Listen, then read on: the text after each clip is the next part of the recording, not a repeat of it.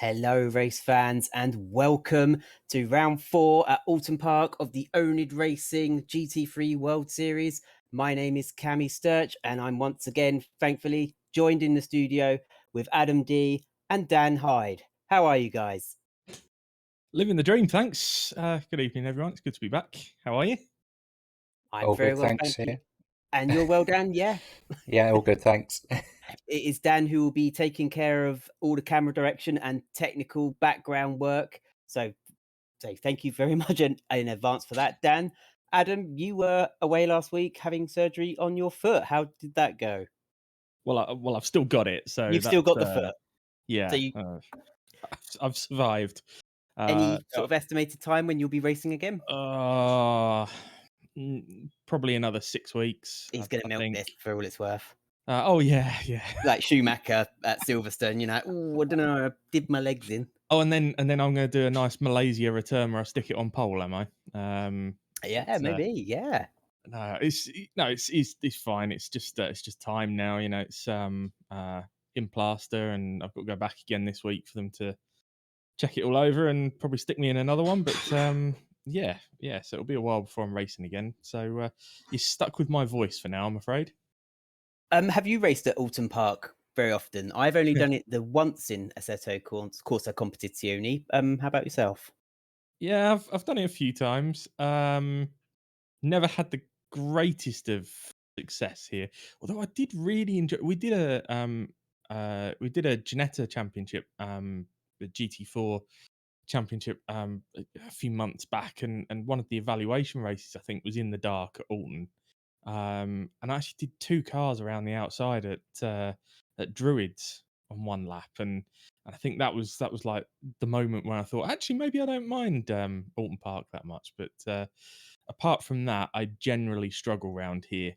I like Oulton Park when you get on something like AMS2 that has got the old classic layout. So you take out the 2 chicanes round the back, Yeah. and it's a completely different layout then. But what you've got in ACC is tricky, especially that first chicane just after Shell Oils, for thrashing a GT3 through. I would definitely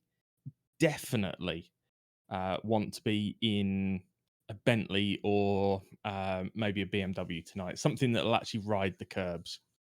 It is a tricky chicane. If you don't get it right, it can really unsettle the car. You'll lose a lot of time, and you can't really go side by side through there. It's very much a single file, and all you can do is sort of hope to keep up with the car in front. Even if they make a mistake, you're just likely to be held up rather than being able to make an overtaking opportunity. There's not a lot of space around there, especially with how wide GT3 cars are these days, sort of compared to back in the 80s, I suppose, where it would probably been an easier affair. Yeah, and I mean, you make a good point about you've got to be careful not to lose time through that tricky little chicane, because you've then got probably the longest actual straight on the track straight after it, on the run up to the next chicane and then into Knickerbrook. And the majority of that is uphill on the run up to Hilltop. So any time you lose on the exit of that first chicane, it just multiplies itself all the way up the hill. So Yeah. you especially in qualifying, you've got to get that first chicane right, or else you're screwed. And it can be dangerous when you lose time at the Britain's chicane and you're watching you going further and further into the red, losing time up Hilltop. It can be very tempting to try and claw back some of that time through the Hislop chicane in Knickerbrook, and you just make more mistakes. You're trying too hard, and it just sort of snowballs out of control, and it can get worse and worse. It can really sort of unsettle you, and you're trying to chase back the time you never get back. Talking of things snowballing out of control, Johnny Ash has just joined. Evening, Johnny. Hello, mate. All right. Yes, you. Yeah, not bad, not bad. Have you come to join us this evening, or are you just popping in to say hello? Just popping in to say hello. Just thought we haven't got a featured driver this week, so I thought I'd just pop in for qualifying. Well, It can be you. Thunder almost made himself a featured driver because he accidentally put himself in this chat room instead of the in-game chat, so I had to do a little quick move for him. But Johnny, you, sir, are on fancy new equipment tonight, so you're going to win overall tonight, right? No. Oh. To put it simply, I'm still getting used to it. So the good thing is I'm no slower than I was on my old wheel, but I'm definitely no quicker. Doesn't take much. How long have Just- you been sim racing now, Johnny? Too long. Just under 2 years. So you must be really good at it by now. No, no, I don't put. People have a choice, I think, and Be for good or me, not. it's to practice so much like the guys at the front do. They practice absolute tons, or you kind of go and run stuff. And I always enjoyed running stuff, Yeah. so I kind of went down that way. And I jump in for practice when the practice session opens at 7 and do a few laps. And if I don't bin it, I'm all right. Let's go. That's pretty much my practice. Talking So, of let's go, qualifying has started, so I'm sure Dan's going to switch us to the live action anytime soon so we can see those guys out on track. Meanwhile, Heike van der Veen has just fallen foul of the no Johnny rule in chat, so he got himself a 20-second timeout. So Willie's now gone on his I hate Nightbot rant, so's D-Stack. But Jimbo, I think, is a big fan of Cammy's burn on Johnny, and in fact, I think we all are. I was just thinking of the crying cat meme. It said something like, how long have you been playing or doing so and so? And they say, oh, about 8 years. And they go, oh, you must be really good at it now. And then they just have a little crying face as they stay quiet. When you've been a single as long as I have, you've got a lot of, you look at all the memes. You become a meme connoisseur. Oh, and I tell you what, I mean, I was Someone date me, please. Ben. Well, there you go. There's applications are open through through our patrons. We'll can add it as a yeah, you have to patron become an oNiD Patreon first. What we're saying, level 2 or is level 1 okay? Well, she sounded a little bit desperate, so maybe level 1. All the burn return. Well, they have to be able to do a lap faster than I can. If they can't, I'm not even going to entertain them. To be fair, it's great to see. It's great to see that Cammy's really got embedded in oNiD, where she can now roast the boss. Everyone kind of gets to that stage. So, I didn't realise it was the boss I was roasting, actually. So that shows how in touch I am with everybody at oNiD. Dan just dragged me in. It was like, hey, I need a commentator. I'm like, all right, yeah, Dan, yeah, I'll help you out. And this is my 4th week in, and it's like, I don't think anybody's noticed that I don't know what I'm doing, and I don't know anybody. Oh, you know what you're doing, all right. Adam's been doing that for a year, so you'll be all right. Oh, why can't I say the words that I really want to Johnny right now? Johnny, I love you. He's never said that. Anyway, Sam Broughton is on pole position at the moment, as was the case last week. He put it on provisional pole very quickly before being sort of shunted down the order as the silver and pros came on. I don't think we have any signs of rain forecast, so it's going to be a dry race, but this is our first night race, so I wonder if that will change things up. Obviously they got their headlights, they've got tail lights, they should be able to see each other quite easily, but do you think there'll be a case for some drivers missing their braking points, or sort of having little lapses in concentration, being it's a different environment to what most drivers are used to on simulators? Yeah, it's night racing. You can be in awe of night racing as well if you've never done it before. You kind of get involved in, oh my god, I'm racing at night, this is awesome, and you can break your concentration, and it's actually not that easy driving at night. You have to be focused all the time, but it definitely will change for some guys that are used to racing on a warm track in the middle of the afternoon where there's loads of grip, to night racing where the temperature will fluctuate, your tyre pressures won't be as good as they are in the daytime. It does take some learning, so we might see a few surprises out there, that's for sure.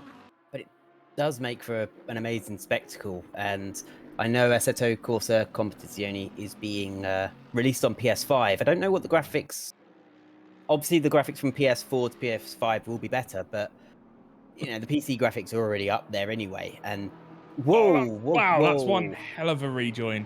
That was a lot of second guessing, and yeah, when you're trying to pass somebody on the street and you're both going the same way as each other. Yeah, that was one of those in the dark situations, but it was. I mean, wonder if he's carrying a little bit of damage there. So I don't know why he's not just return to pits on that. Although I suppose they're beginning to run out of time in AMS. Well, given the pit lane only has about 28 slots and we've got 40 drivers, maybe there just isn't a place for him to go back to at the moment. That's It very is true. a very small pit lane at Oulton Park, and I don't think it was equipped for 40 drivers. As Yeah, we're back Johnny. with Johnny, Graham next Jackson. next oNiD big grid Oulton Park. Yeah. Unfortunately, you can only have 50 at Oulton, but 50 at Oulton would be enough. Oh, what? You'd wave off the front row, and as the rest of the cars get through, and then you wave off the last cars, and then you look, and the first cars are coming round the corner, and you're like, what? Yeah. Just mostly going to be a train, isn't it? A train that nearly sort of just circles back on itself. The leaders would be starting lap 2 as the mid pack of the rest of them would still be trying to get round turn 1 because of the carnage. Yeah. Do you know, I used to do competitive RC racing, and in like the qualifying heats, you wouldn't all go off at the same time. You weren't racing; you were against the clock basically for 5 minutes. There'd be 10 of you in each individual heat, and if you were starting 10th and it was a really short track, because they'd set you off at 1 second intervals, it was not beyond the realms of possibility that you are just leaving the grid as the first car round is finishing their first lap. Would that be petrol or little electric RC cars? Electric, yeah. I used to know plenty of people that did the petrol stuff. Or as they well, call them but nitro ones, maybe. yeah, it was way too messy for me. I was always electric. But yeah, pandemic killed that one off for me, and then I bought myself sim racing stuff instead, and then got stuck with Johnny. Basically, You're welcome. Well, the track does seem to be rubbering in a little bit, possibly warming up a little bit. A lot of drivers in the green at the moment on their current hot laps. They've only got a minute or so, about a minute and a half of the. So each category, Silver, Pro, they each get 10 minutes of qualifying in our 30-minute session. So they've got a minute and a half left to put in the best time they can. Most of them seem to be in the green. I'm just wondering if that's every driver out on track at the moment. Although I'm just wondering how many of them are in the pits, because we should have about 13 drivers. well, interestingly, Sam Roughton just punched in a great lap. So he's now 3/4 of a second clear of the field. So it's going to take some going for somebody to get past him. Although we're watching Olivier Guerra now, who is 1.2 seconds up on his best at the moment. Make that 1.3. So the guy is he's looking to find some time, as is Mr. Hurst as well, who is 3 seconds up on his best. So, you know, there's a couple of other drivers who want to find themselves in the mix towards the end of this session, but Sam Roughton looking pretty good right now.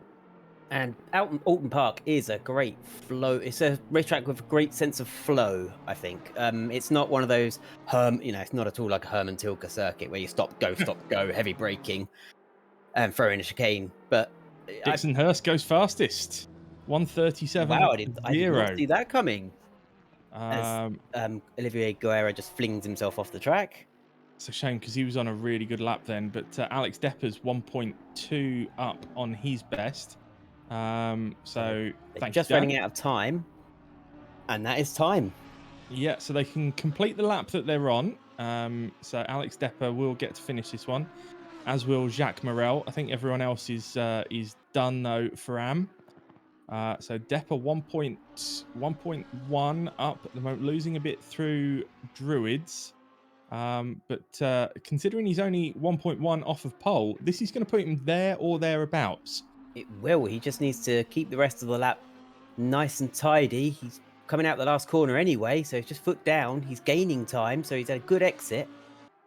Front row, second place. He's very unlucky to miss out. 45,000 off, yeah. Very unlucky. I'm going to leave you guys. I'm going to do my qualifying. Enjoy. Right, enjoy it, and break a leg out there. Or no, be careful breaking stuff. It actually hurt. So just sorry, Cammy. I was just checking in on the chat because despite the fact it being the 13th of February, you've just been wished a Happy New Year. What? Oh no, you haven't. I need to put my glasses on. It says happy to hear. They're happy to hear that I'm single. No, I- it says howdy to you all. Happy to hear Cammy, Dan, and the rest of the team. That's from Prismatic Motorsports. Maybe it'll be a First time chat. competition where they can win a date with me. Why not? Yeah. I'm not sure whether that violates Twitch rules doing that, but hey, you never know. Well, I'm not selling bath water. Anyway, you'll see we've got a healthy stream of cars out on track that sort of all funneled out the pit lanes, pit lane all together. Some of them are spread out. There's a couple that are still trying to cheekily grab a toe from one another. But we're following Peter Jelinek now in his distinctive lime green and navy Ferrari. It's a great colour scheme. It really stands out as he's just... It's hard to tell in the dark. I thought that was the last corner, but it was not. I think that was the penultimate corner. Druids. Now he's coming up to Lodge. Because you've got the corner, then that's it. Then it dips away. Then back uphill, past Deer Leap, over the line. And these guys, That must have been his outlap. I thought he was starting. I thought that was a hot lap he was finishing, but that must have been an outlap. Oh, and he gets really sideways through turn one as he now heads down the hill towards Cascades. Yeah, number 151 really pushing there, wasn't he? He certainly was. Peter Jelinek is a quick driver. I wonder if he just ran. Yeah, he did. Ran too wide on the exit of Cascades. I think that one's been invalidated straight away. Yeah, it's a real shame. But like you say, he was on the limit and just stepped over it. Yeah, he's been great on the track in terms of entertainment and overtakes, but whilst he makes a lot of overtakes, he also concedes a lot of places. So we see him making lots of overtakes, and then it seems like he hasn't moved up the grid at all. So it'd be great to see if he can do the fighting and sort of maintain his position after he's won places. As we follow James Suckling now, he's half a second up. And we have a new fastest lap, 2.2 seconds quicker than Dixon Hurst, and Van Rooyen goes through. He is 1.1 seconds off the pace of James Suckling. James Suckling last week was a driver who impressed us. He was quite far up the grid in Suzuka. I was about to refer to you then, Adam, but you weren't there for that one. I was not. No, we did miss you. Oh, thank you. I missed being there. But yeah, I was back home by then. It was just I had too much drugs in my system, I think. So I was like a zombie on the sofa. I thought sim racing meant you wasted all your money on sim racing gear and you can't afford drugs. Thankfully, these were NHS provided. Oh, the best kind. As we follow Johnny Ashley now, who we were speaking to recently. We won't speak to him now. That would distract him, although I know they do that in Australian touring cars, I think, don't they? They sort of commentate in car with the drivers. Yeah, and sometimes we do have featured drivers in some of our leagues, and I make it my business to contact them at just the most awkward of times. If you go back to a stream I did where Johnny was the featured driver a couple of weeks ago, it was at Brands Hatch, and mid-qualifying I was talking to him, and at the same time he had a car coming up behind him. You just heard the moment where his brain said, "No, I can't do two things at once," and he just went just froze. The vocal equivalent of a blue screen crash. Absolutely, yes. Although I haven't heard that for a while. Because we didn't have you last week, I didn't hear the word absolutely. I've become really conscious about using the word absolutely now as well, but well, screw it, I'll just keep using it. Peter Jelinek still hasn't got a time on the board. I think he must have invalidated his next lap time as well. He's 2 seconds down at the moment off, I believe that would be off pole position time. It must be going by sector and sector times because he's invalidating his laps. But he's going to have to settle down. And thank you very much, Cardo Huesca, for following. We need one more. We need one more, guys. One more follower for the 300. Sorry. Can I get this out? Yes, go for it. He's going to have to settle down a little bit and at least just get a safe time in. It's always a good idea to get one safe banker lap in. And thank you, Prismatic Motorsports, who I, of course, work very closely with. I did tell them I'd actually drive in the Mermaids GT3 Championship at some point, and didn't realise I had double booked myself because I'm here, I can't be driving as well. But they're not going to miss me. I was 3 seconds off the pace of my teammate. So I say teammate, I've not driven with them yet. But I own the team, so it's fine. So thank you everyone for that. That's oNiD Racing with another milestone, 300 followers. Any day now we're going to hit another milestone, which will be our 1,000 members on Discord. We're very close to that as well. So yeah, numbers ticking up nicely all over the place. And Jimbo Mancy has gifted a sub to a viewer. Does that mean I have to say something nice about Jimbo? I think you should. I mean, it's very gracious of him because last week he had a terrible day of it because he was taken out by, was it? Now, Dan, if we go to our Ted Kravitz in the pit lane, you have to remind me, was it Seville who took Mancy out at Suzuka? That sounds correct to me. They sort of had a coming together, coming out of the final corner, the Casio Triangle, and Mancy got... Jimbo says it was somebody else. Somebody... Oh, Beeson, that was it. It was Dylan Beeson. And Mancy got shoved into essentially the pit lane barrier. So he just... not when you're coming out the tunnel at Monaco and you've just got barrier, it's like, if I hit that, I'm just going to impale myself on it because I'm hitting the end of the barrier. It was like that, and he just came to a dead stop, and it sort of crumpled the front of his car in, and that was it. His race was over. So very kind of him to... God, what if Beeson got the sub? That would be in the wound, wouldn't it? No, he gave it to Mr. Greggles. I don't blame him. Mr. Greggles is worth it. Greggles, that's quite cute. Greggles. Yeah. Oh. Greg's a lovely guy. As James Suckling goes faster still. He's 1 minute 34.0. That's a second and almost a second and a half faster than James Watts and Dirk Botha. That is a fantastic lap. But the BMW M4, now there was... Whoa, and he's got a bit of a tank slapper on. I think he's going to abort this lap. He's in the lake. He's in the lake. Yeah, he got a tank slapper on and he couldn't stop. He couldn't save that one. He won't want to do that in the race. They'll sort of tone it down a little bit. They're cranked up to 11 at the moment to get those fastest laps in they can. But in the race, you sort of turn it down to a 9 and you just want to finish the race. Come on, D-Stack. Let's see what this one brings you. Prismatic with the subscription now as well. I want to see this.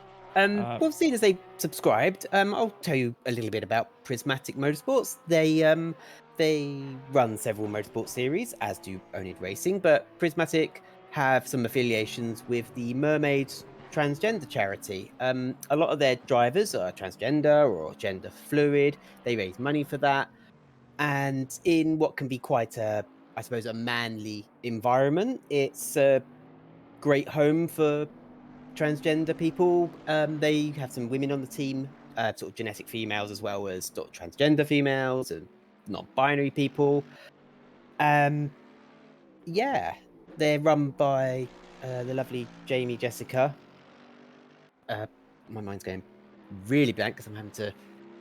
I was just going to say, number one, I'm glad that you tackled all of that information because I probably would have said something wrong in that moment. But what a great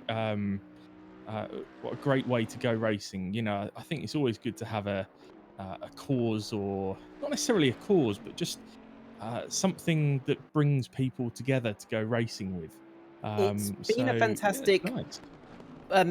In terms of attracting sponsors, it's been a lot of companies have seen it as a worthwhile cause to get behind in motorsport, which you could say it's one of those sports where it doesn't matter what your gender, there is no segregation. We will just race together because there's no inherent. There can be argued there's no inherent advantage anywhere. So it's one of those rare occasions, because I suppose some people will complain about other sports, but and we usually in tennis we're divided males and female rounds, but no, motorsport is one of those few occasions where we can all sort of race together, and sort of alongside Racing Pride, it's just a push for tolerance and inclusivity and equality. Jamie Jessica Martin. Yeah, I knew her name, and I, for some reason, stopped myself saying Martin for some reason. But they run a very distinctive, usually white and coral coloured livery scheme. So, Nice. yeah, really recommend checking them out, whether you're LGBT or just an ally, or they're a friendly group. It's interesting you use the word tolerance. I despise that word because why should anyone be tolerant? It's just, you know, that's sort of. You know, I guess it's that's the just, bare minimum we yeah, expect. absolutely. Because you tolerate a crying baby on a plane. Yeah, That's tolerant. You tolerate that just because you're a mature human with self-control. You may have misjudged me. Well, you're not human. But no, that's really interesting to hear their story. So hey, Prismatic, it was well worth the sub, right? But yeah, much appreciated for that. We've got Mr. Willems is asking, can he have the camera on Johnny Seville from Pulse for a moment, see how he is getting on? Yeah, we've got the pros as we were talking about Prismatic. I probably waffled and went on a bit long there, but we're 3 minutes into the pros qualifying session now, and here is Jonathan Seville in that fantastic luminous yellow and magenta McLaren. He got a bit twitchy there, but I think he's safe. He's still a 10th up. Ben Brown brings out the yellows. Is that down at the hairpin? Yeah, I saw it on the map. I saw down at Joe Oil's corner there was a dot that wasn't moving, and then it vanished. Back in the pits. That horrible section, the left just before. Oh, Rob the Ace with the subscription as well. Boom, Rob, you're. I'm a glad legend you as read well. that because I didn't realise that was saying Rob the Ace, and I was going to say Rob Thies, as if that was his surname. So no, his surname is Jax. That's Rob Jax, the man, the legend that is Rob Jax. Oh, so there he is with his Prime subscription. You love to see it. But yeah, no, that horrible corner just before Shell Oils, where if you run a bit wide, you is gonna be in the gravel up against that wall. Oh, I saw that in the Diamond Drive Championship, and they just drifted off to the right, and it was like, oh, that's it. They're not coming back.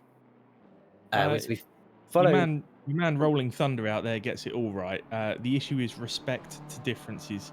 That's the goal. Agree that tolerance has been abused so much. That man, by the way, you want to go and talk yourself to Rolling Thunder at some point, Jovan Kovacic. The man has a very interesting background and is always worth a conversation with. So I think you'd get on well with him, Cammy. Oh, yeah, definitely will. Nice to meet you, Mr. Thunder. So back out on track is not Wilbert Van Oosenen, but is Alex Parkin. So Alex joined me in the commentary box a couple of times last week, Tuesday and Thursday, in fact.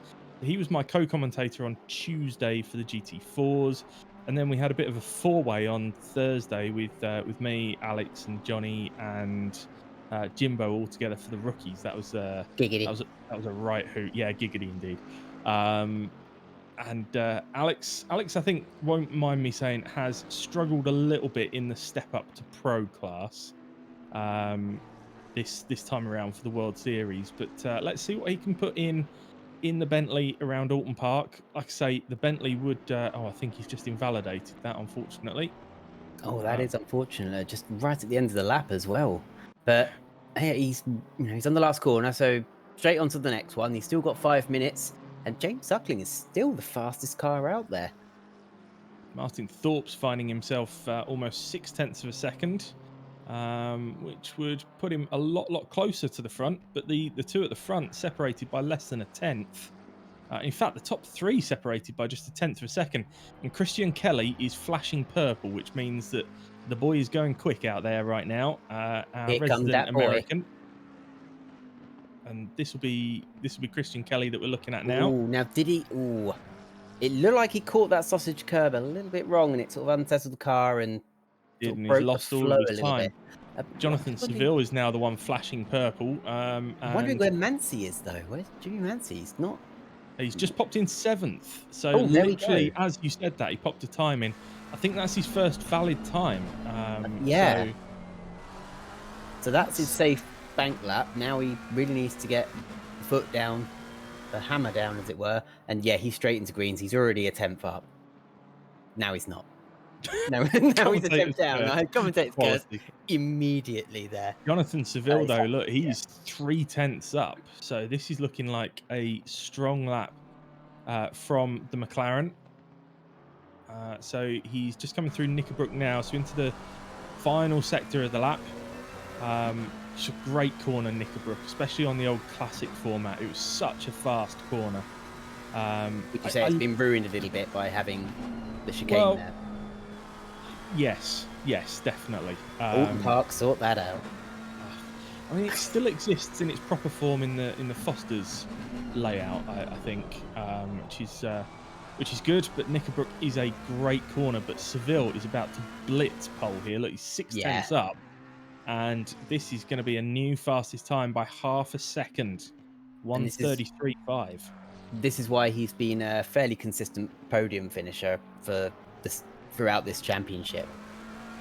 Martin Thorpe as well, who was our winner last week, who finished 3rd on track but won because Chavez and Bukov didn't take their pit stops and were hit with 130-second penalties. Martin Thorpe is down 7th at the moment. He is on another lap and he is about a 10th and a half second up, but it could be Alex Jahabi, a big mover. He's 6/10 up. He's a second off at the moment, 6/10 up. That could put him in 2nd place. I don't think I've ever seen a qualifying session where Jimmy Mancy is currently running 9th. No. Yes, he's a couple of tenths up. I mean, look at that pack there. 6th to 9th is separated by 83 thousandths of a second. That is ridiculous. And it's only another 10th forward to Miles Dixon. But let's see. Christian Kelly goes 2nd then. So he sneaks ahead of James Suckling. Alex Shahabi, I think, is going to dislodge Christian Kelly. He's just coming out of There or Deer Leap at the thereabouts. moment, over the line, and he snatches that second away. And immediately parks it. So either he's going to quickly grab a fresh pair of boots, or he's decided that's it, that's all he can do. I think it's probably a that's it, that's all he can do. Should be patting himself on the back for that lap. It was a great effort. Martin Thorpe, who was a second off, he is 6/10 up, and he's he just invalidated his lap. No, he's going to have one more try at it. He's not going to have quite enough time to come around for a second attempt, so this will be his final go at it. Just looking for greens on the board. Jimmy Mancy's a third of a second up. At the moment, he's running quite wide. He's kept it in bounds. He's half a second up. That will put him 4th. Only 6th because they're also close together. I tell you what, I mean, there's going to be some right royal battles in this pack today, because they are so close on their times all the way through. Would this be a case of this track suiting some cars more than others because it's a shorter lap than Barcelona or Suzuka? Is this favouring cars that can maybe accelerate quicker, or they're better out the corners? Yeah, I guess so. I mean, I was probably thinking as Christian Kelly goes 2nd, by the way, just slips that one in there. But I was really thinking that I would want to be in something that's excellent on the curbs tonight to deal with the chicanes. But yeah, the McLarens look really quick tonight. I mean, well, some of it will be the fact that Jonathan Seville is just really, really quick as he invalidates his final lap. But Christian Kelly is now flashing purple, and he's in a McLaren as well. But Alex Shahabi is in 3rd in the Bentley. I think I'd still want to be in that Bentley if I was driving tonight. I think Jimmy Mancy down in 6th and Dylan Beeson in 7th. It's a bit of a shocker because they were both on the podium for the first 2-3 races. Jimmy Mancy half a second up though on this lap.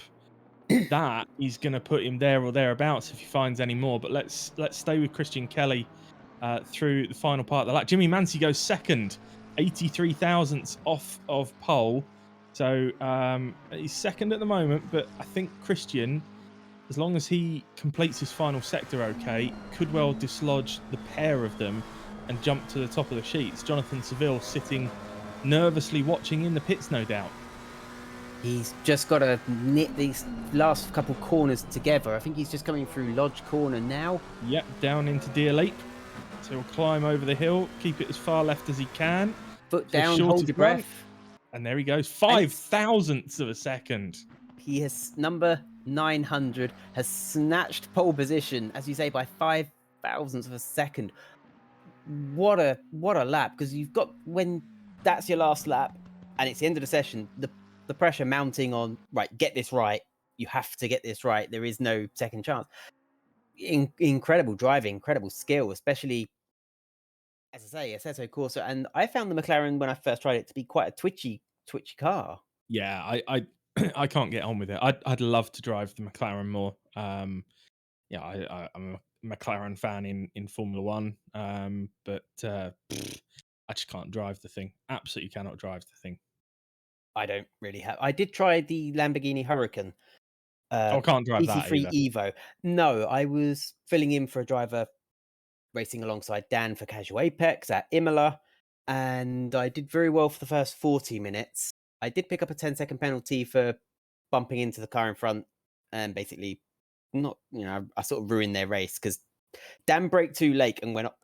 Dan braked too late and went off the track, and then the car behind him, I think, instinctively braked earlier, and then I went into the back of them because they braked a bit early, I think. And then in the last 20 minutes, the tyres just overheated by several degrees. The twitchy rear end of the Lamborghini just put me into spin after spin, and I think I dropped a few positions. It was the first time I'd been lapped in a GT3 race as well, which was a new sensation. Oh, UV85, ciao indeed. Cool night racing. Yeah, well, let's hope so. We are about to go racing at Oulton Park. Have you ever been to Oulton Park, Cammy? No, and I have to say, I'm a little bit embarrassed to say I'm not entirely sure whereabouts in the country it is. It is Cheshire. So it's my second closest track to where I live. Donington is just slightly closer for me, but in completely the opposite direction. But Oulton Park is sort of Park, just outside of Northwich, on its Oh, way it's to Chester. okay. Yeah, I was going to say if it was near Chester. Yeah, so I live down by Canterbury, and my nearest tracks are Brands Hatch and the Rallycross of Liddon Hill.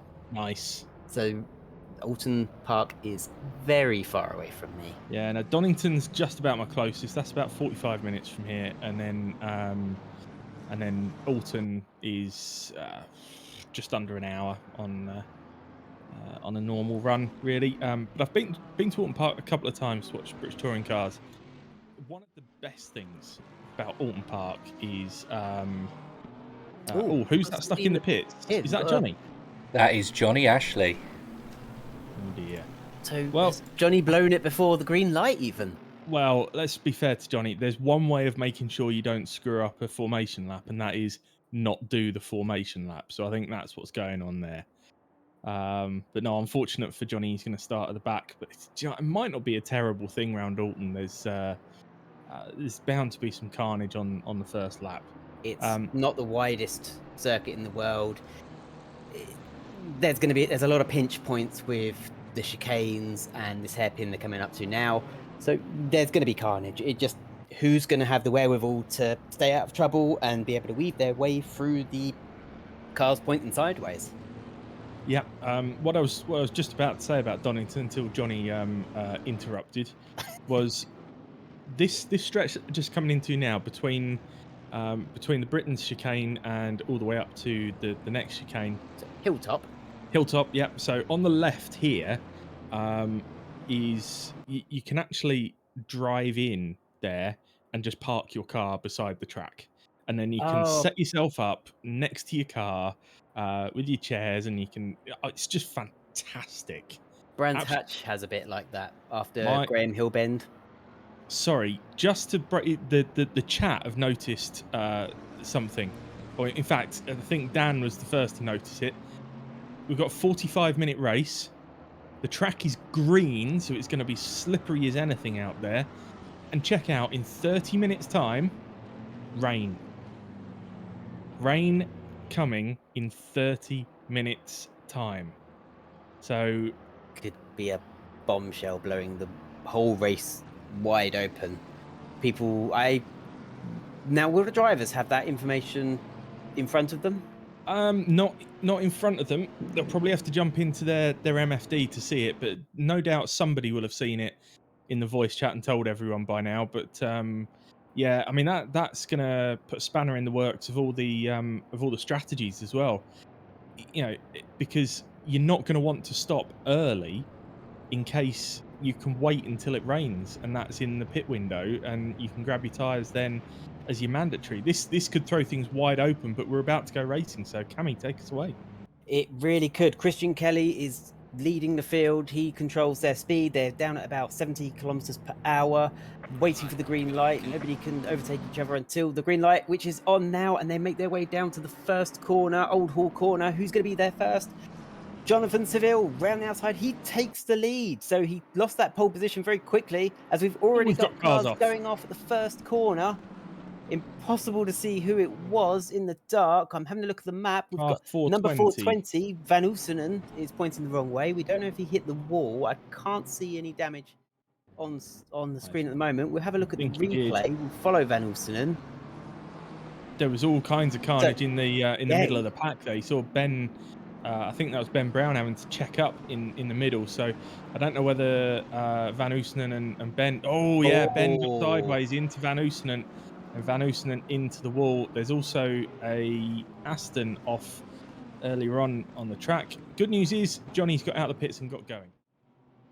Probably a wise decision from him, as we're back with Van Oulton, and he hit the wall side on, so better than hitting it head on, which really would have done some damage to his front splitter and his bonnet and everything. So hopefully he's not carrying too much damage, as we're now with Alex Shahabi. He's in third position. Christian Kelly lost his pole position in the first corner, if you recall, just a minute ago. He's already half a second behind. But whoa, and we've got Chris Martin being sort of ran out of road there in the white Ferrari. And was that Vimin? Was he side by side with Vimin? Yeah, and that looked like one hell of a rejoin as well. But yeah, maybe this driver was just spending a little bit too much time thinking, look at the stars, look how they shine for you. Now he's been left a gap, he's gone for it. They're side by side, but is this the case now around the left? He's just going to be pushed off. That really, yeah, that seemed really aggressive. And it was Vimin, wasn't it? Yeah, it was Vimin. Yeah. I also can't believe that nobody picked up on my punnage there. But never mind. Would you like to talk us through that one? Well, his name's Chris Martin, right? So is this the Coldplay thing again? Yeah, I dropped in some Coldplay lyrics there. Yeah, I got that one. I'm fortunate enough not to have listened to much Coldplay in my time. Ooh, okay, let's not start that. Let's not start that. So, yeah, will Vimin have to? I mean, surely stewards will be looking at that move because. Well, so just for anyone who's watching for the first time, for these events, we don't have any live stewarding. There is an incident down at Shell Oils, but I think everyone's got going again now. But yeah, we don't have live stewarding. Oh, and Dixon Hurst has lost a headlight there. That's going to impair his vision on the track. So as you can see, he's got two headlights. He's run wide at Island Bend. Oh, okay. Did the car in front of him go through that barrier? It managed to find the little gap to the right and through the middle, whereas Dixon didn't. That's gonna be painful. That one is gonna be painful. But yeah, and it's a really solid. Oh, and even the light that's remaining is flickering a little bit. But yeah, what I was just saying was that as we're going to see another replay here, I think. So Dan has picked up on something else happening. And that's a nasty one. That's really unfortunate. I think what we're seeing here is the track is green, and that means it's going to be really, really slippery. Yeah, I think that was Graham Jackson. Oh, poor old Dog Juice in the wars. As we see one go to the Shadow Realm and return, and immediately. So that Yeah, one not must have many been a bit return of a... from the Shadow Realm, actually. No, no, but yeah, we don't have live stewarding for these races. But what we do have is a really solid after race reporting system. So drivers can report report an incident. They submit video evidence of it, and that then goes to a independent panel of stewards. So there's no one person. It's a number of different people who then review it. They give their own opinion on the incident, and then the race director comes in, collects the consensus. If there's not a consensus, then it'll have a further discussion, and then the results are put out there. And Ooh, if the one penalised doesn't agree, they have a right of appeal and all that kind of stuff. It generally works really, really well. I feel like we just went to a replay at the worst time because it looked like Olivier Guerra was going to rejoin in a very poor fashion. So Yeah, it's we've a seen a few of those replay. tonight, actually. Yeah, it's a replay of how he got himself into that situation. Oh, he was just Oh, given a love tap from behind by this sort of Apple Mac Porsche, and this is yeah, it where I was thought, Jacques oh no, Morel. he's Jacques gonna Morel he's is gonna the Apple rejoin, Porsche. and we've missed it there. So we'll never know if he joined poorly or not. Don't think he has. He seems to be on his own at the moment on the track, going by the map, number 85. That's not the Porsche that punted him out. That's Derek Stack of Team That's Vaseline tugging his racing. He's well in the pack, and hopefully things have calmed down a little bit now. But with the weather set to... Oh, now the weather's not set to rain in half an hour. yeah, and all of a sudden the track is now shown as fast. So So things are developing very quickly. or I don't know whether that's some glitch that we had momentarily, but okay. So it looks like there isn't any rain coming now, as we see. I think that must be Graham Jackson just limping back Yeah, still. he's just keeping out of everyone's ways, off the track. So good idea there. As Daniel Chavez really hunting down Alex Parkin. He really wants to get by. But they need to be careful not to make contact with each other. They are getting close, and there's been a lot of contact already, and it can be harder to sort of judge your distance and your break points in the dark. And if you're looking for a breaking point and you've got a car filling your whole view, it makes it all the harder because you'll see your breaking point that much later. Ben Ben's had Brown a in Ben's 16th. had a bit of a tough night. You wouldn't expect to see Ben down in 16th, but he's now chasing down Veman in the BMW. He is a mover. We won't see him in 16th for long. As he's shown in all the rounds so far, he is one of those masters of overtakes. It's getting close between Shahabi and Kelly as well. So Shahabi's got himself up into second. And actually, yeah, so Kelly has now dropped back a little bit from Shahabi. So that's the move. There's a change for second place then. Alex Shahabi up to second. Christian Kelly back down to third. Miles Dixon running fourth. And then Jimmy Mancy in fifth.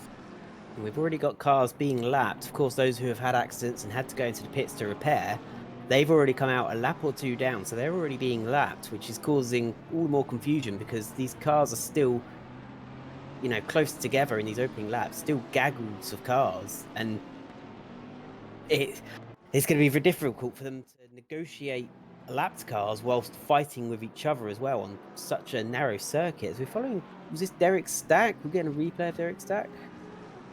That's correct. Yeah, So I think D-Stack has just had a moment and gone off at Shell Oils on the exit. Oh, so he's just got a... That was a big moment. Got a D-Stack. little bit hot, but nothing too bad. Compared to what's happened to other drivers, that was very mild. He's just lost a couple of places, and he's easily done. But that is the power of keeping a driver under pressure, as Alex Shahabi again puts a new fastest lap in of 1:34.6, so they're only 6/10 off their sort of pole position times now. So there was a little question about how Johnny's getting on. He's got himself back up to 28th now. So he's finding his way through in that Merc. But we've got poor old Thunder. And has he needs to stopped. move. Oh, he just caught the end of that wall there.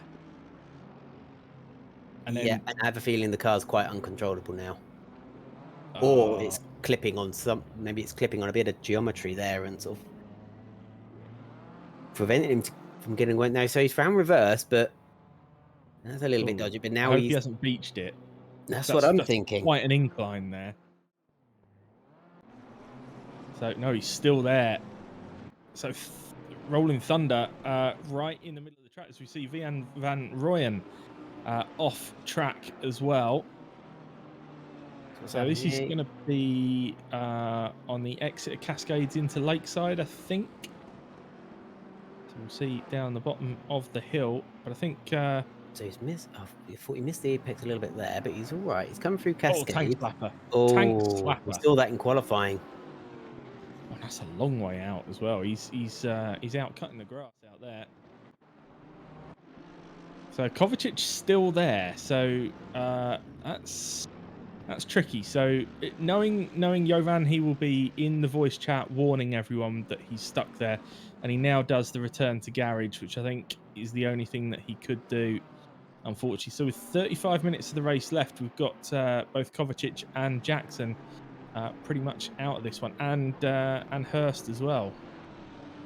Well, anything like that is, so with Johnny Ashley starting from the back, from the pit lane, all of these little retirements is going to help him move up the field for sure.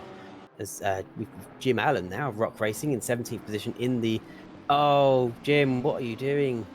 You. So that's Derek Come on, Stack, Jim. Come on, Jim. You've got to hand. I would say you have to hand that place back now. You've definitely tapped the back of Derek Stack there, and I think the honourable thing the sportsman-like thing to do would be to slow down and hand those positions back. Yeah, he's now got Tom Stocks has got himself in between the pair of them, so he would lose 2 places as a result of that. So maybe Jim is thinking, I'll just wait and see whether that one gets reported. I think a bit. So Chris naughty. Martin was the first one into the pits and has picked himself up an SG30. Oh, So, that would be for speeding in the pit lane. It will be, yes, and some excessive speeding, and also. I'm not sure the pit window's opened yet, has it? No, it hasn't. It won't open for another 10 minutes, 5-10 minutes, I believe. So I don't know whether he did that because he had damage from earlier, but he might have thrown his race away. Pit lane should open in about 3 minutes and 50 seconds. Perfect. Thank you, Dan. Mr. Kravitz? Mr. Kravitz, yeah. Yeah, so...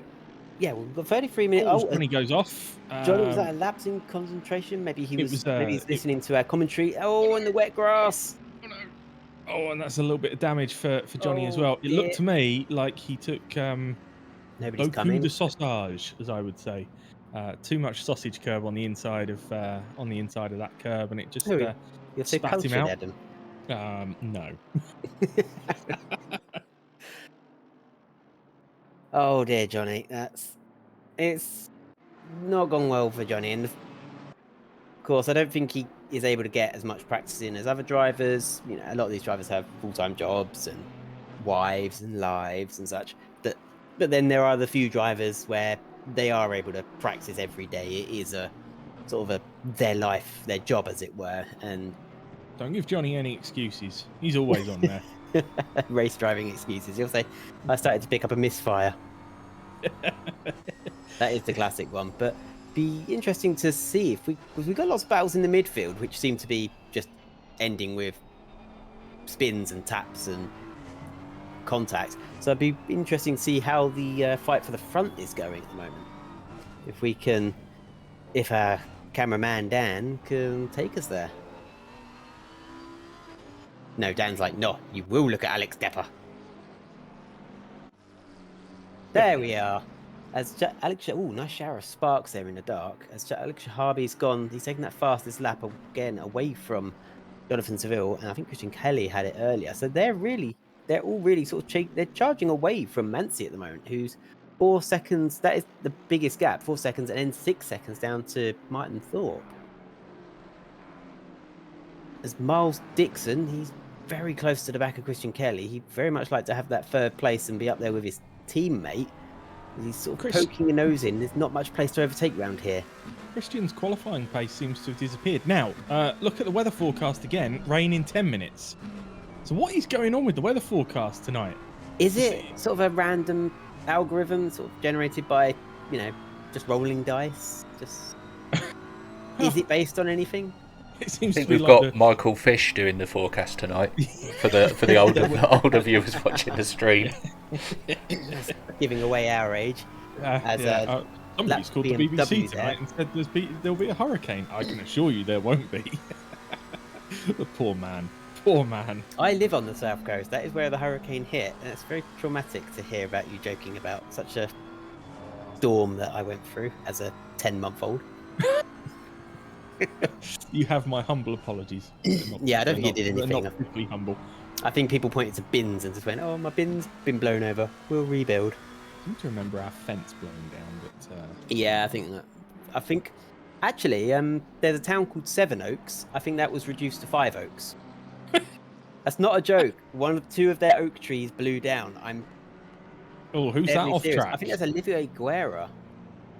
I saw right. GUE on the windscreen. Is that Olivia Guerra? I think that was just his way of getting out the way as being a lap car. Well, it's generous. I'll give him that. He'll have to be doing that a few times tonight then, I think. Because he's going to have a lot of... Because everybody's going to be a lap ahead. And old Dixon... Now, catching, as the old Murray used to say, catching them is one thing, but passing them is quite another. And Miles is quite the aggressive driver. I'm sure he won't mind me saying that. So he will make a move. If there's an opportunity, he will make a move. He's not going to sit there and wait for something to present itself. So this one is definitely one to watch, I think. Yeah, you could see him sort of darting out as they came up to Hislop. So he was sort of darting out just to feign a little move, maybe just get Christian Kelly looking in his mirrors a little bit more. And it's those sort of moves that you need to make. You need to get the driver ahead, second guessing what you're going to do. And any time they're looking in their mirrors, they're not looking ahead, they're not looking at their apexes, and it can push the driver ahead into a mistake, which would be the ideal way for Miles to get by. Otherwise, it will be a sort of a wheel banging, door rubbing overtake at Oulton Park, I think, because Christian Kelly won't want to give up his podium place. Sorry, I was just going to say pit window is now open. Now, given that you've got a very short pit window today, just 15 minutes, and according to the forecast, rain might arrive in 10. They need to leave if I was driving and I had that information to hand, I would be waiting as long as possible. So we really could see an absolute flurry of pit stops right at the end as Willie Black proves me wrong and dives to the pits right at the beginning of the pit window.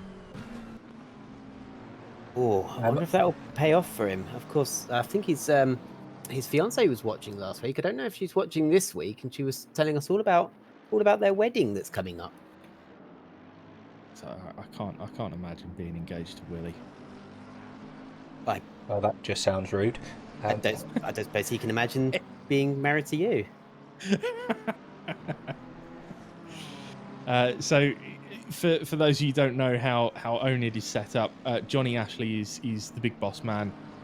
But there's essentially 3 community managers here at oNiD, which is Johnny Ashley, myself, and Willie Black. So between the 3 of us, we're the community manager team here at oNiD. Yeah, I definitely couldn't imagine being married to Willie Black. I'll ask, what does oNiD stand for? So oNiD, before they got into racing, hang on, I think Miles Kelly getting a little bit twitchy there. Yeah, Miles Dixon really having a look after Christian Kelly lost some ground there. But Christian Kelly made his car as wide as possible, defended, kept his car in the middle of the racetrack, made it very difficult for Miles to get an overtake on. Oh, where is he? If he's going to pull it off, where is he going to do it? But I think the best opportunity is into the chicane after Hilltop. It's and just before Knickerbrook. But you need to have a really good run through Britons and all the way up and over Hilltop. As Alex Shahabi, is he now in the lead? Has Jonathan Seville had a moment? That is correct. We'll try and get a replay. So our race leader has had a moment. We're just trying to find it now. So that's at the hairpin, the old oil shell corner. Shell oil corner. So he's just outbraked himself a little bit, gone wide, and Alex Shahabi's nipped on through. He has. So Shahabi will say thank you very much. And that now means that Christian Kelly is looking forwards as well as backwards because he's not that far behind the fellow McLaren. No, Uh, he'll be able to pick up the slipstream as well, which will help his top end speed a little bit. As Miles Dixon, I told you, he will go for a move, and he's tried to make an opening there, but nothing quite doing. So he's going to have to sit behind. And I was he have to flashing his say, lights there? yeah, and I have to say that is something I really do not like to see.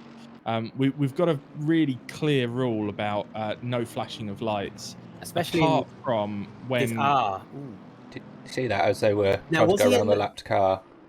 Yeah, but that is the joy of racing. Lapped car, they weren't being obtuse or anything. They were just two cars were trying to take a third car on a narrow piece of track. Someone Yeah. will hold somebody else up, but yeah, I don't think it's fair. That He's looked like- flashing. No, that looked like good driving from the pair of them, to be honest. And yes, Christian squeezed him a little bit in the braking zone as he tried to make the move, but it was all fair as far as I could see. Yeah, we've got some rules against the flashing of lights, and excessive light flashing can give you a penalty at oNiD because it's as we see that's Guerra. Oh, hang on a minute. Oh. So Chavez gets collected by a back marker. I think that was. They were both trying to avoid. I think that was Guerra off the track. We've got another BMW just ahead of them that was also a back marker that was trying to get out of the way of them all. And yeah, Chavez got collected, but I think got away with it to a certain extent. Dropped a position, but didn't contact the barrier. It was Beaucamp, sorry, yeah. Could have been much worse, but yeah, these cars who are lapped because of their earlier incidents, as Beaucamp takes the escape road and destroys the polystyrene barriers there. So we're seeing I a don't few see the more point of I don't see the point of him doing that because unless he's having trouble turning It's the raining. car. It is raining. Yeah, So so you can see windscreen at the top, wipers are track is greasy. Track is And- greasy, so that's why we're seeing some mistakes all of a sudden. So yeah, those that have already stopped will now be cursing themselves. Windscreen wipers on. Oh, As we've got Alex Shahabi in the pits there. Jonathan and Seville has gone off. Jonathan Seville off the track again. I think he must have just got a tank slapper on out of Cascades. Yeah, Yeah, I mean, Shah- that would be the track getting greasy and a bit damp. So yeah, some of these Shahabi guys will is try in. and Mancy is these guys in. Thorpe, will try and Beeson, Botha, Ben Brown. They're all So coming in now. everyone's coming into the pits now, and this is where Seville, yeah, just as the track's getting greasy, just oversteered out of Cascades. Bit of wheel spin. He's lucky not to fly into the wall, really. the thing is, it's tricky because if you More cars diving into the pits. whilst the track is greasy like this, especially for that first lap, do you want to be immediately onto wets? It's going or to do stop you want raining in the next 10 minutes. Yeah, I mean everyone's got to stop at some point. So And there's only 8 minutes left of the pit window, so they won't be able to wait the whole 10 minutes and see if it dries right back up. But even with a bit of a shower, the track's still going to be wet. the track is cold as well. It's only 15 degrees air. Jimmy and Mancy was off the temperature. track. Jimmy Mancy off the track there.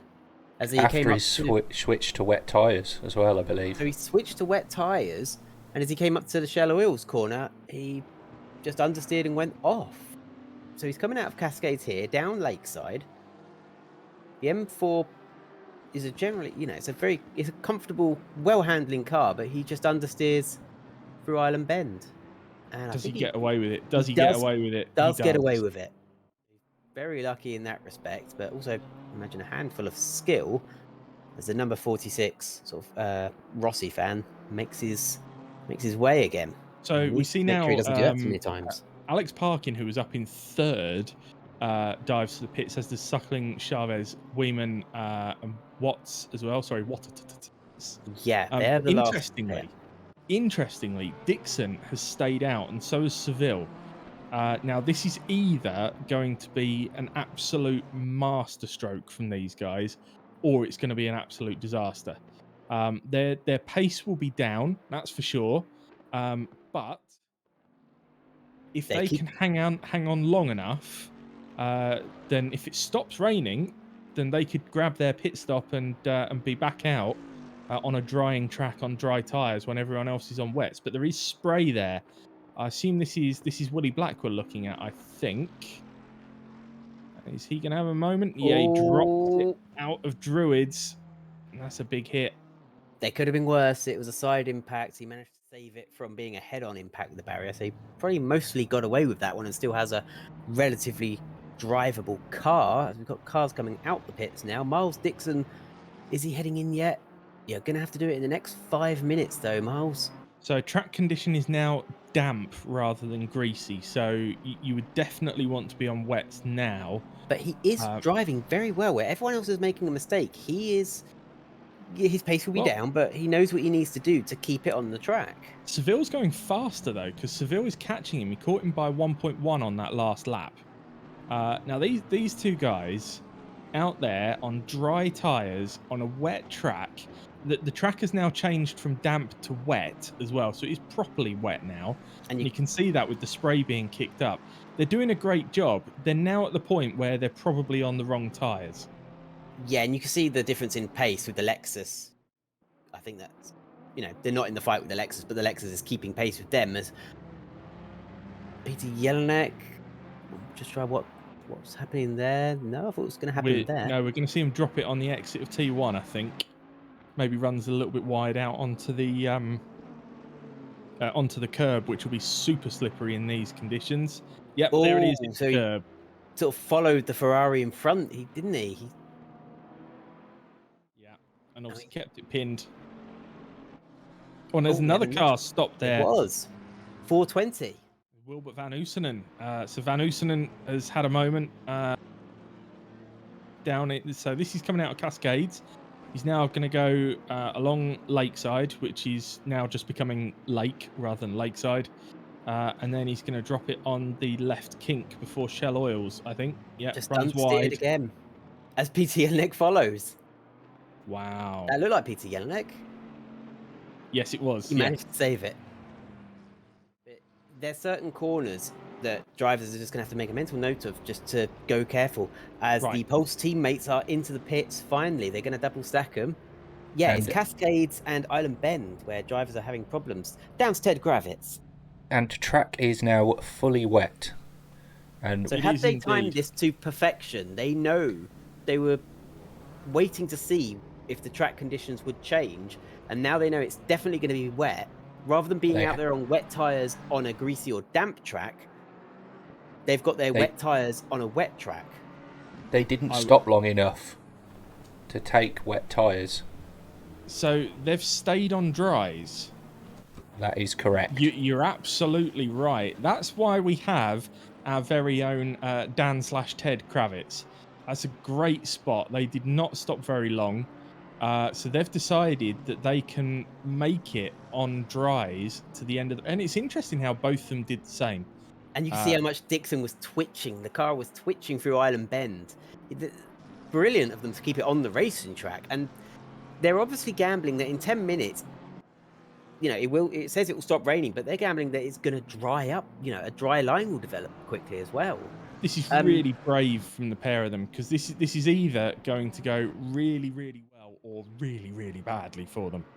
So Alex Shahabi is 12 seconds behind them, and we presume, Dan, that he's on wet tyres? So we believe so. We believe so. Dan doesn't like to commit to anything, I've noticed. He always says, he likes to say, I believe so, which gives him an out if he's wrong. Who we're looking at here is this, this is Christian Kelly, so he's going to have an another instant understeer. Shell Oils. Oh, and once you've got two, and somebody, a BMW ahead, he's managed to save it though, because usually once you get two wheels on that grass, it just sucks you off. Takes you off the track. That one's being clipped. Hey. Oh, Seville has taken the lead as we've gone to a replay. So I wonder whether that was Dixon making a mistake, or whether Seville was quicker. There could even be some team orders in that one. I don't know who the team leader is. 911 there. Coming out of it's Cascades again. That's the corner. There isn't a driver called Cascades, but no, corner 3 Cascades. It seems to be catching a lot of drivers out on the exit, and you think some of them would just take note and think, I'm going to calm down at that corner. That was Daniel pick up the leaders. We're going to see if we can go and find where Miles Dixon lost the lead. Yep, very good. So this is Dixon in the BMW, just ahead of Jonathan Seville. Just trying to figure out where they are on track. They're just coming up to Druids, I think. Yes, they are. So they're going to swing right here. My spidey senses tell me that Dixon's going to have a moment and Seville's going to get past.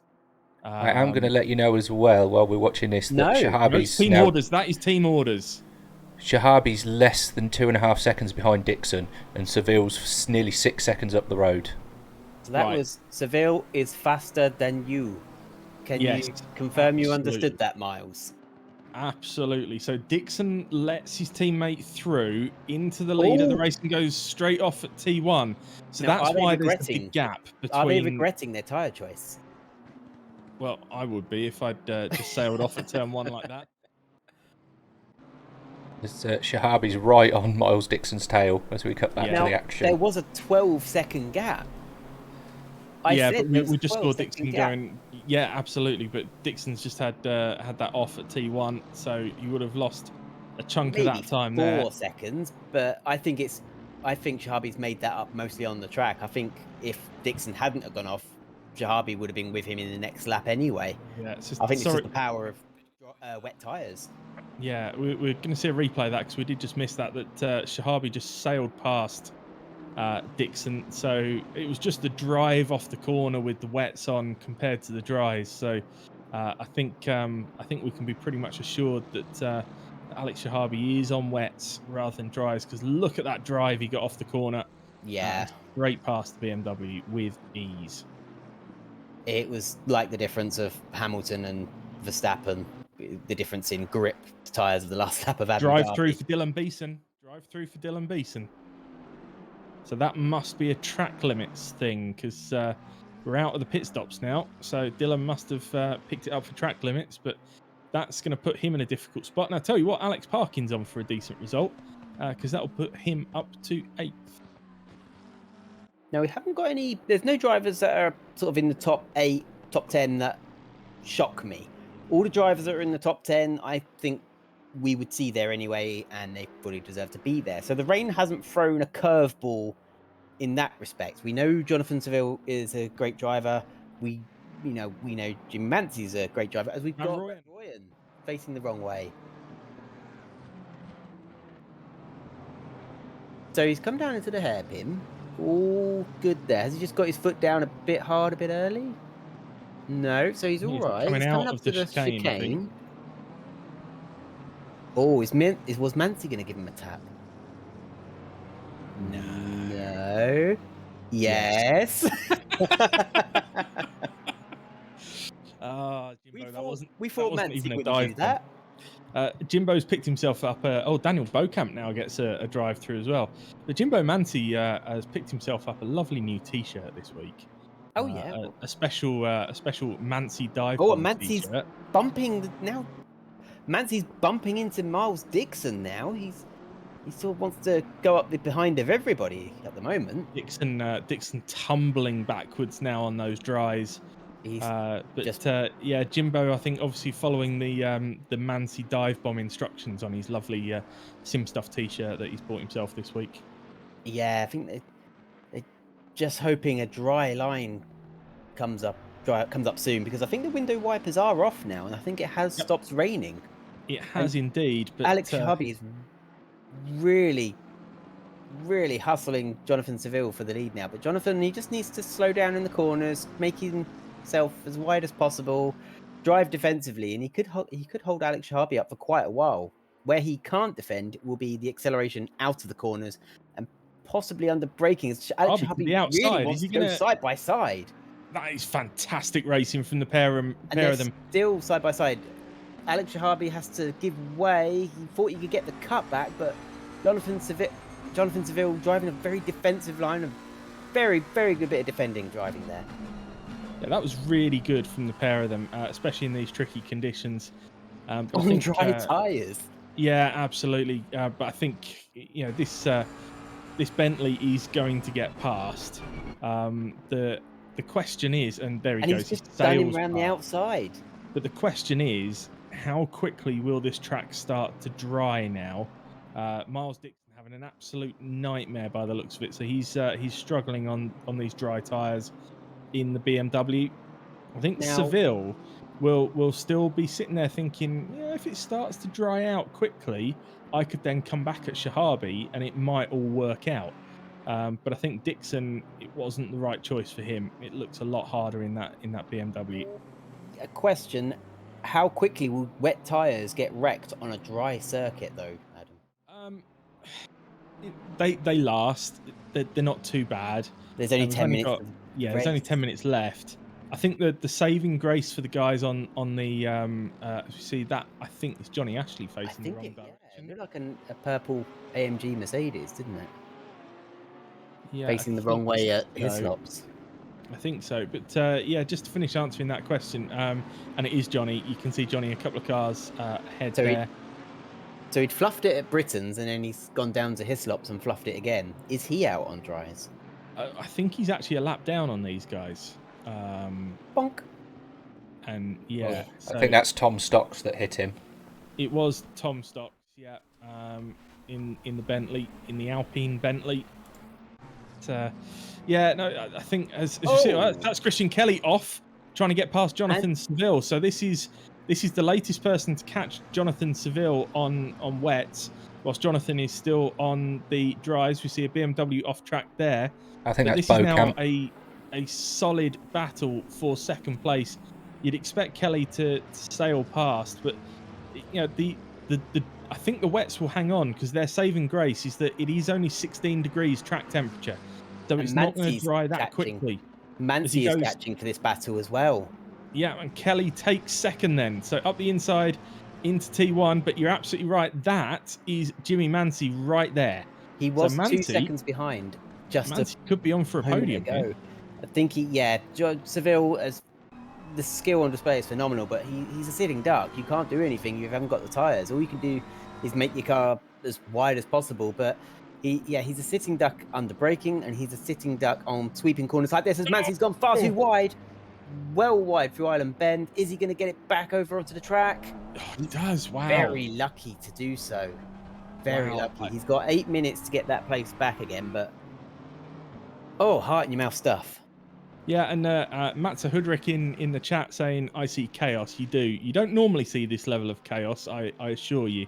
But night race, Oulton Park, 40 GT3 cars, dry track suddenly going wet. Someone dries, someone wets. It's going to create some carnage, that's for sure. And it has done. Really off racing line there, like he was trying to cool his tyres. Maybe there is a dry line developing on the start-finish straight, because Dirk Bofer was trying to get off the dry line. As who do we have here? This is Sam Roughton. Sam Roughton, that's Martin Thorpe behind him, so that must be a blue flag situation. Unless Martin Thorpe's had an absolute disaster tonight. Nothing against you, Sam Roughton, but Martin Thorpe is super speedy. And yes, that is a blue flag.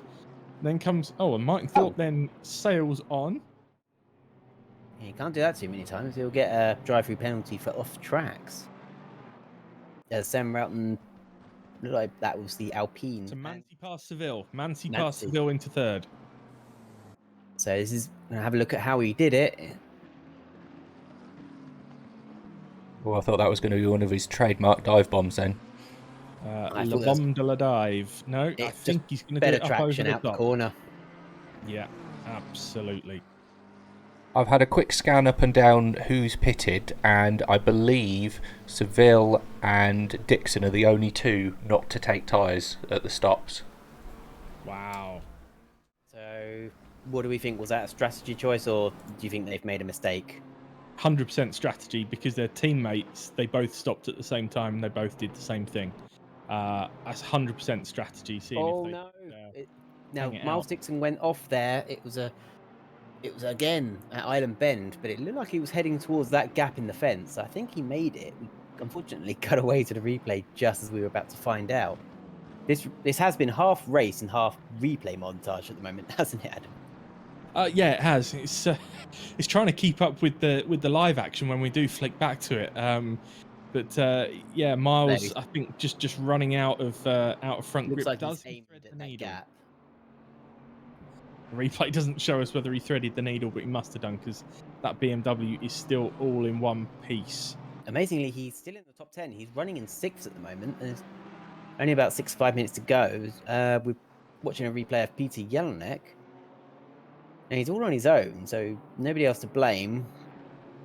Whatever accident happens is his own fault. Nothing yet. Oh, he's just caught the curb on the inside and it's just unsettled the car, and around it goes. Around it goes at Knickerbrook. It looked like it to me. Can we jump back up to the front, Dan, and just see what's going on up there? So Shahabi, 6.5 clear from Christian Kelly. And then you got Mansi and Seville. So how far behind Seville is Martin Thorpe? 8.6. So watch that gap. The track has now switched from wet to damp.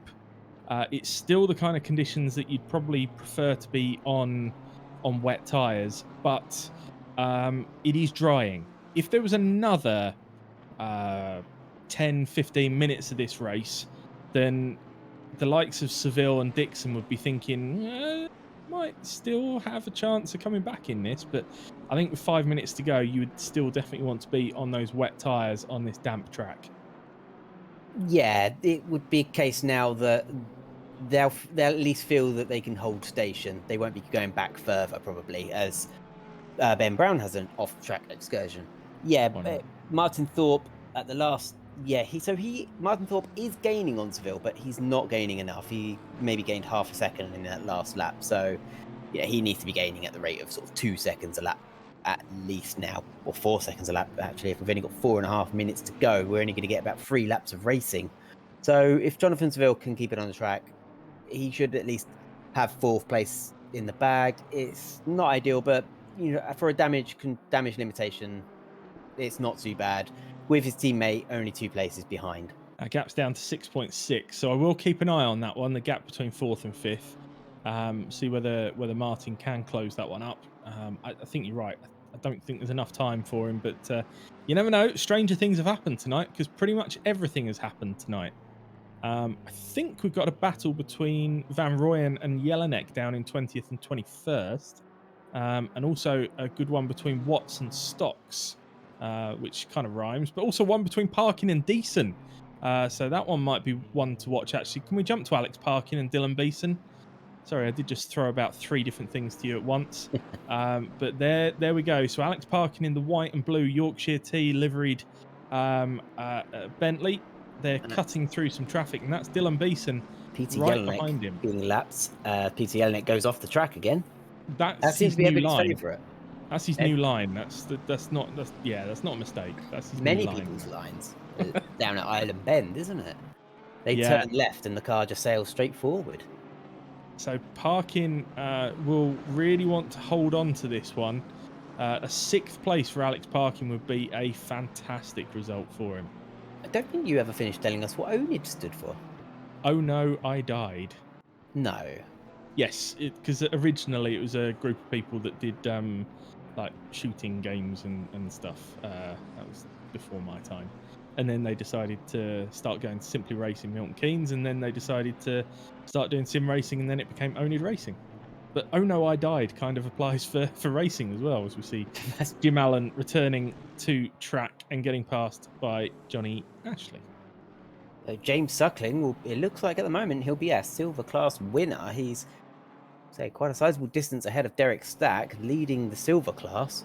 So I've just realised, sorry to interrupt, but I've just realised that Miles Dixon is down to 8th now, which is why Parkin and Decent are up to 6th and 7th. So Martin Thorpe is only 3.5 seconds behind Jonathan Seville, so he has less than half the gap in half the time. So he could be right up Jonathan Seville's rear end on the final lap. Chuff is the word we use around here for that. Parkin and Beeson still pretty close together, but we are looking at James Suckling on the back of what's left of Miles Dixon's slick shod BMW.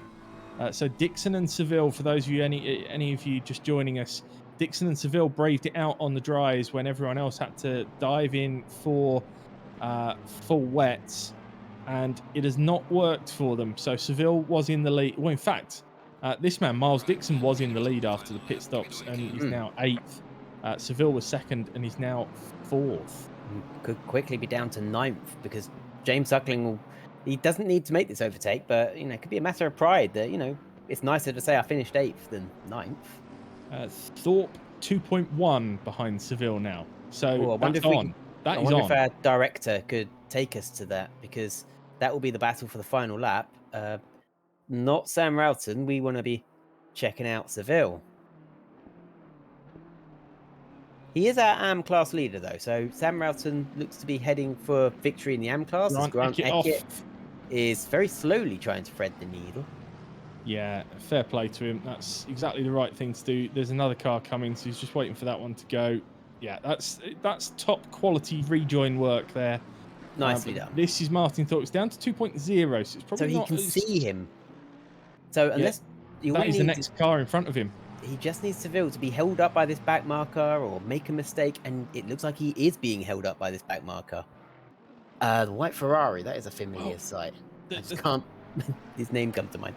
The thing is, it's difficult for Seville to go offline to make a pass as well, because it's drier on the racing line right now, so he's going to want to stay on the racing line. He needs the Ferrari to move over, really. As Alex Shahabi here is coming to the finish line. So Alex Shahabi's going to take the win. He crosses the line. Great win for Alex. Well done. I think Martin Thorpe's going to run out of time, though. He might have been hoping to get one more lap at it. Yeah, can we go to Parkin and Deason? There's only a 10th between those two, I think. This is hang on, Jonathan Seville with Martin Thorpe. At the last corner, he was having a look. No, we want Martin Thorpe. He didn't mean to say Deason. Is he going to get it over the line? I don't think he is. Seville's just going to be able to hang on. No, so now we can go to Parkin and Deason. Sorry, Dan, we are throwing you all over the place. So here we go. Here's Dylan Beeson right on the back of Alex Parkin. Can Alex Parkin hold on for 6th? Or will Dylan Beeson spoil his fun? He's going for a move. But Alex moves to block him. That was a little late, and they're both in the gravel, and I think Dylan Beeson's going to come out of that one the better. Oh no, Alex Parkin manages to rejoin. He slowed down to Dylan Beeson slowed down there as the right thing to do, I think. I don't know. He was then flashing Alex afterwards. I think that might have been an apology. It looked like he slowed down to let Alex come back on track. I have to admit, if I was Beeson, I would have been frustrated there, because I love Alex Parkin to bits, but I don't think he left him enough room on the inside and squeezed him too much. But our instant panel will review that one, I'm sure. James Suckling has taken the win in silver from Derek Stack, by the way, and Sam Roughton is our AM class winner. What a fantastic race we've had, as usual. Every race we've had in this series has been thrilling to watch. There's been lots of on-track drama, lots of offs. There's another car going off there, but it hardly matters now. Adam, what did you make of that? Which bit? Jesus, that was that was. I don't know how 45 minutes went so quickly, but that was absolutely superb. I love a bit of weather thrown in the mix just to make things even more exciting. I always ask this question, Cammy, driver of the day for you? Oh, it's hard to say. I mean, maybe Jonathan Seville, because even though they made that mistake with the tyres, I think they drove excellently on dry tyres in the wet, and some of his defensive driving was like top notch. Chef's kiss. Yeah, it's a really good shout. I think for me, I'm going to go with Alex Parkin. I know that Alex has had a tough time stepping up into the pro class. Tonight, it's super. Kudos to everyone tonight, because that was a really, really tricky race.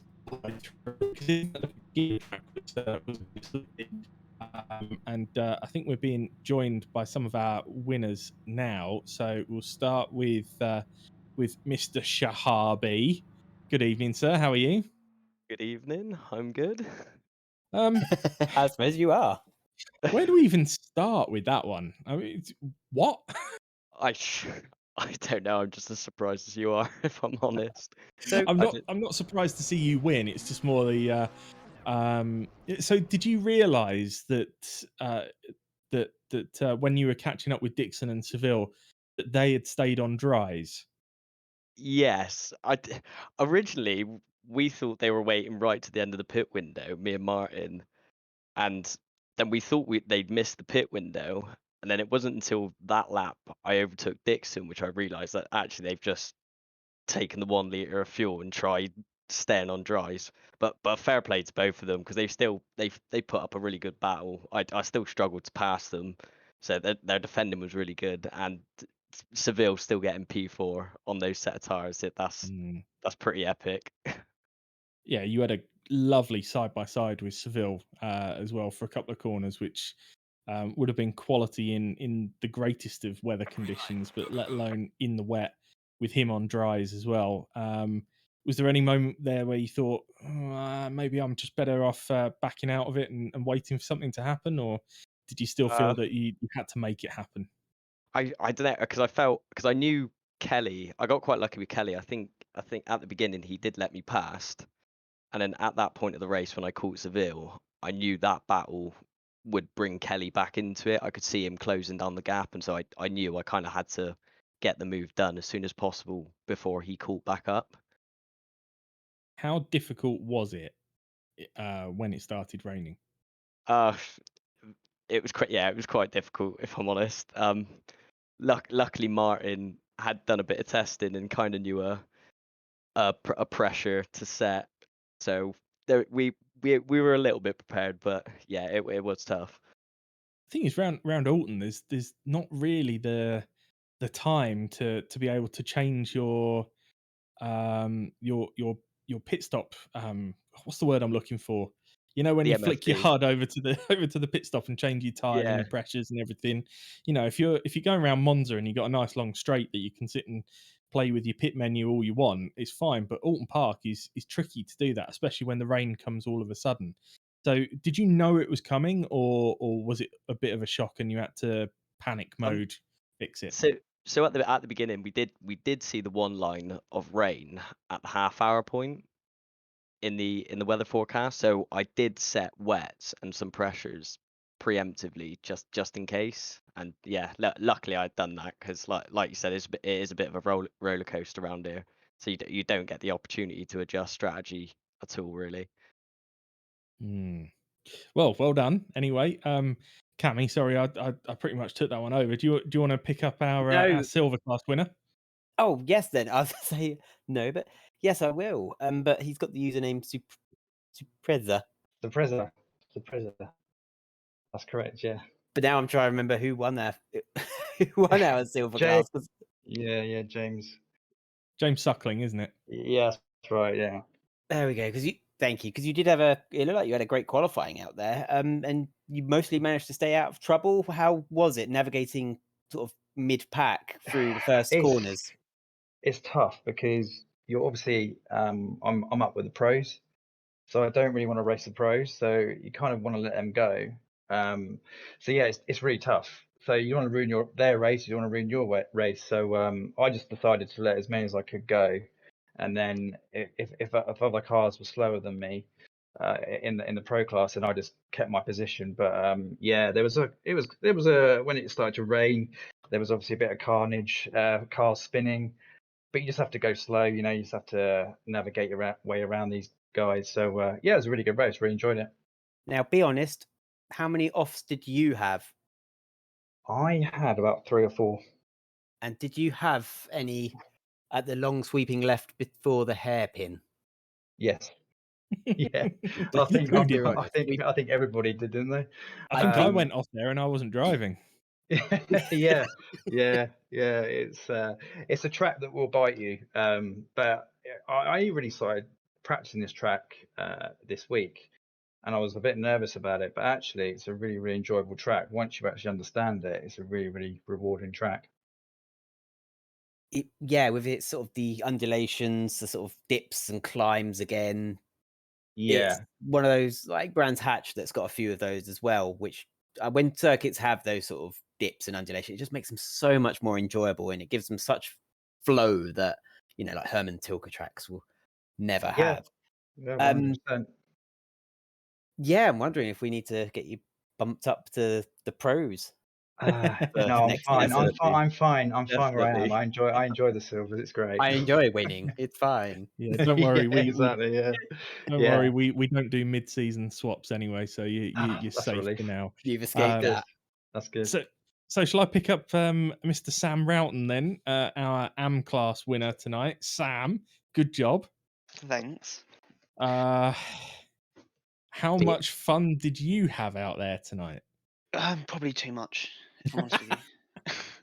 Be honest, how many offs did you have? Probably like 3 or 4.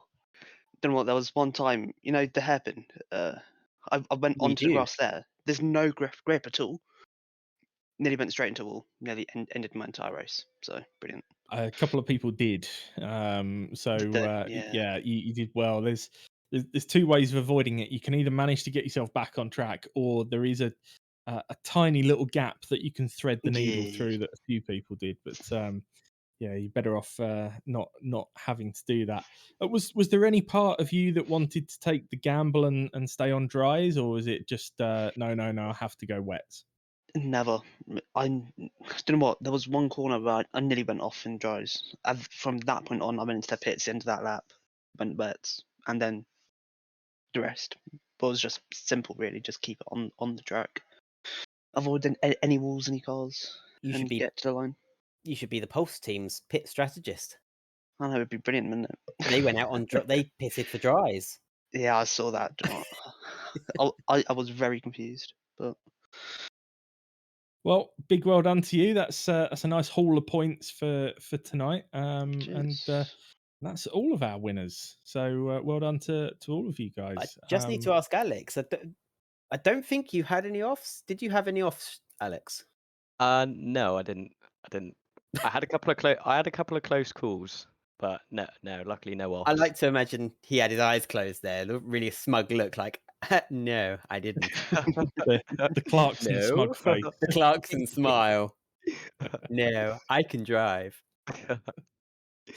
Well, thank you for joining us, guys, and I'm sure some of you will be talking to again this time next week. But Cammy, that was a huge bunch of fun tonight. It was, and we'll have to do it all again next week, won't we? We will. I can't remember where we're off to next week. Dan, have you got the schedule to throw up on screen? Is it I Bathurst? certainly It's do. Bathurst. It's Bathurst. Yeah. Oh my good lord! Yes, Is it you're right. It's Bathurst or Bathurst. Bathurst? I We'll just throw that one out there and separate. Bathurst, maybe Bathurst. I think. So Yeah, one 45-minute race over Mount Panorama. That is going to be entertainment. If you thought tonight was carnage, stand by for throwing 40 GT3s over the top of that hill, weaving through those concrete barriers. That what if it rains? oh, Oh, just- please, no more rain. no. Do you know what the truth is? The server for tonight's race was actually, because there has been so much rain in the random weather just lately. The server was tweaked to make it a lot less likely to rain tonight, and it still rained. So I don't know what's going on with the ACC randomness at the moment, but at this rate, they'd have it raining in the desert. I think it just thought if north could of England, it'd be more random if it was sunny. well, well, especially at night, yeah, it would be very random if it was sunny at night. But yeah, Bathurst next week. That's that's going to be an absolute riot. That was the one race that almost stopped me from signing up to the World Series back when I had 2 working feet. Not a fan of Bathurst then. Not a fan of crashing.